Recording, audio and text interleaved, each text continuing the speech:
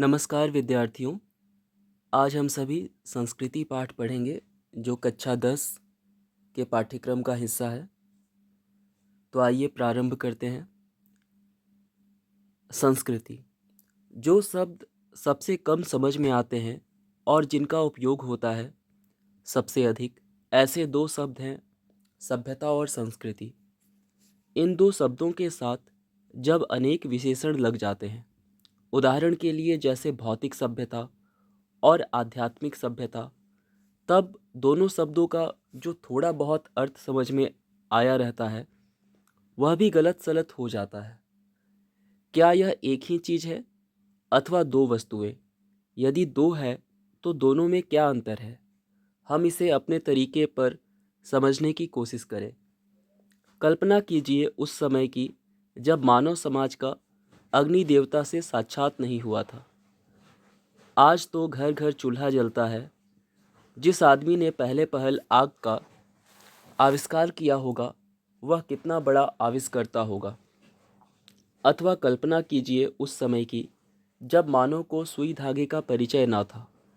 जिस मनुष्य के दिमाग में पहले पहल बात आई होगी कि लोहे के एक टुकड़े को घिसकर उसके एक सिरे को छेद कर और छेद में धागा पिरोकर कपड़े के दो टुकड़े एक साथ जोड़े जा सकते हैं, वह भी कितना बड़ा आविष्कर्ता रहा होगा। इन्हीं दो उदाहरणों पर विचार कीजिए। पहले उदाहरण में एक चीज़ है किसी व्यक्ति विशेष की आग का आविष्कार कर सकने की शक्ति, और दूसरी चीज़ है आग का आविष्कार। इसी प्रकार दूसरे सुई धागे के उदाहरण में एक चीज़ है सुई धागे का आविष्कार कर सकने की शक्ति और दूसरी चीज़ है सुई धागे का आविष्कार।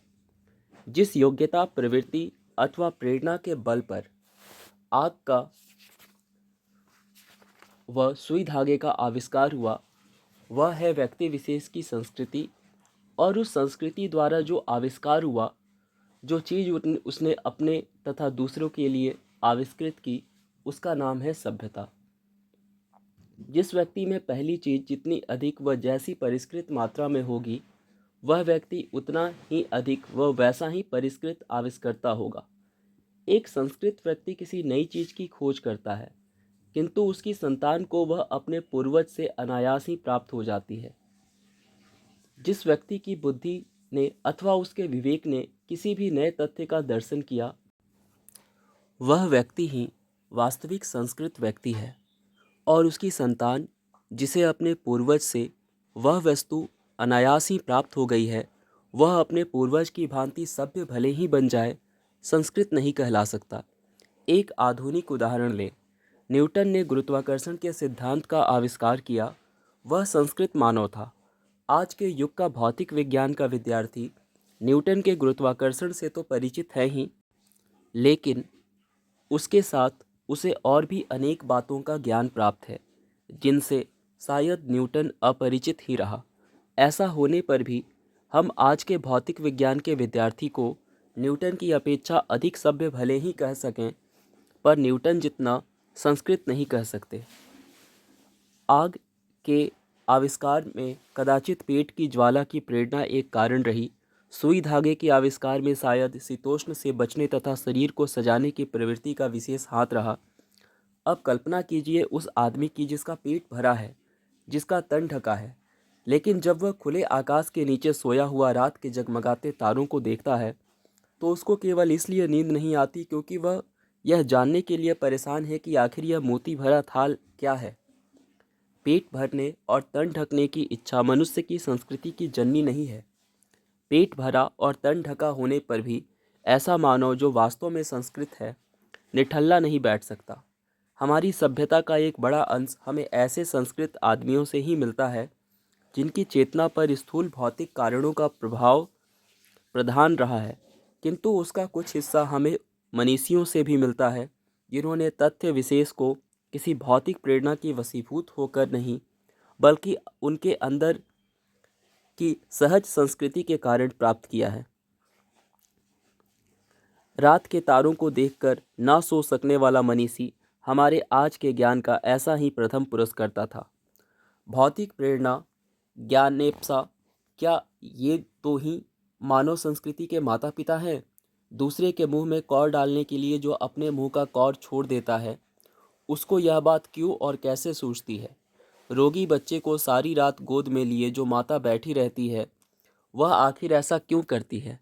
सुनते हैं कि रूस का भाग्य विधाता लेनिन अपनी डेस्क में रखे हुए डबल रोटी के सूखे टुकड़े स्वयं न खाकर दूसरों को खिला दिया करता था।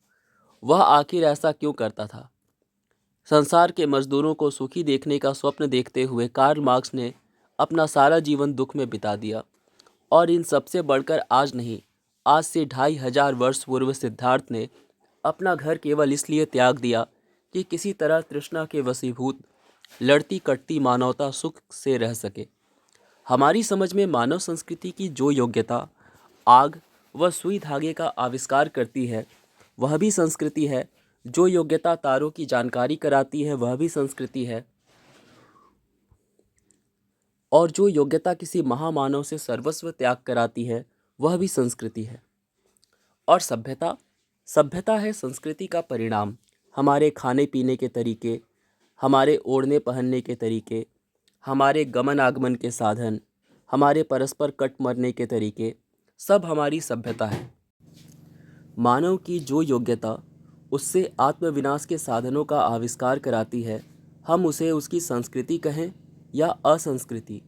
और जिन साधनों के बल पर वह दिन रात आत्मविनाश में जुटा हुआ है, उन्हें हम उसकी सभ्यता समझें या असभ्यता। संस्कृति का यदि कल्याण की भावना से नाता टूट जाएगा, तो वह असंस्कृति होकर ही रहेगी। और ऐसी संस्कृति का अवश्यंभावी परिणाम असभ्यता के अतिरिक्त दूसरा क्या होगा? संस्कृति के नाम से जिस कूड़े करकट के ढेर का बोध होता है, वह ना संस्कृति है, ना रक्षणीय वस्तु। क्षण क्षण परिवर्तन होने वाले संसार में किसी भी चीज़ को पकड़कर बैठा नहीं जा सकता। मानव ने जब जब प्रज्ञा और मैत्री भाव से किसी नए तथ्य का दर्शन किया है, तो उसने कोई नई वस्तु नहीं देखी है जिसकी रक्षा के लिए दल बंदियों की जरूरत है। मानव संस्कृति एक अविभाज्य वस्तु है, और उसमें जितना अंश कल्याण का है, वह अकल्याणकर की अपेक्षा श्रेष्ठ ही नहीं, अस्थायी भी है। हमने इस पाठ को पढ़ लिया। आइए अब जानने का प्रयास करते हैं कि लेखक ने इस पाठ के माध्यम से क्या संदेश देने की कोशिश की है। लेखक ने हमें संस्कृति और सभ्यता का सटीक अर्थ समझाने का प्रयास किया है। लेखक ने बताया है कि जिस योग्यता, प्रवृत्ति अथवा प्रेरणा के बल पर आग का व सुई धागे का आविष्कार हुआ, वह है व्यक्ति विशेष की संस्कृति। और उस संस्कृति द्वारा जो आविष्कार हुआ, जो चीज़ उसने अपने तथा दूसरों के लिए आविष्कृत की, उसका नाम है सभ्यता। इस पाठ में लेखक बच्चों को आदिम युग में ले जाता है, उस समय में जब आग का और सुई धागे का आविष्कार हो रहा था। ऐसा करके लेखक ने बच्चों को ये समझाने की कोशिश की है कि मनुष्य आदिकाल से ही आविष्कारक रहा है, और मनुष्य ने जो भी प्रगति की है, उसमें उसके द्वारा नवीन तथ्यों के खोज और आसपास की चीज़ों के गहन अवलोकन की विशिष्ट भूमिका रही है।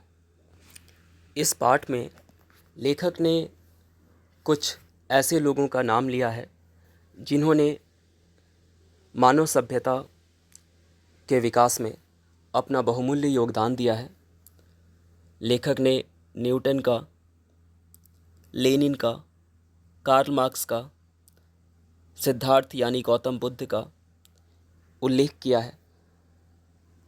न्यूटन गुरुत्वाकर्षण बल के आविष्कर्ता थे। लेनिन रूस के समाजवादी नेता थे। कार्ल मार्क्स भी समानता के सिद्धांत के प्रवर्तक माने जाते हैं। उन्हें साम्यवाद का प्रणेता कहा जाता है। सिद्धार्थ संसार को कष्ट से मुक्ति का मार्ग दिखाने वाले के रूप में याद किए जाते हैं। इन चारों का योगदान समाज में अतुलनीय है, और इन्होंने वर्तमान समाज को आकार देने में अपनी महत्वपूर्ण भूमिका निभाई है। लेखक ने यह बताने की कोशिश की है कि एक संस्कृत व्यक्ति वही है जो अपनी तमाम आवश्यकताएं पूरी होने के पश्चात भी अपनी जिज्ञासा को शांत नहीं रखता, बल्कि उसे अज्ञात तथ्यों की खोज में सदैव खर्च करता रहता है। लेखक ने बताया है कि नवीन तथ्यों के साथ साथ, नवीन लोक कल्याणकारी चीज़ों के साथ साथ हमने बहुत सारी ऐसी भी चीज़ें बना ली है, ऐसी भी चीज़ों का आविष्कार किया है जो विकास का नहीं बल्कि विनाश का साधन है।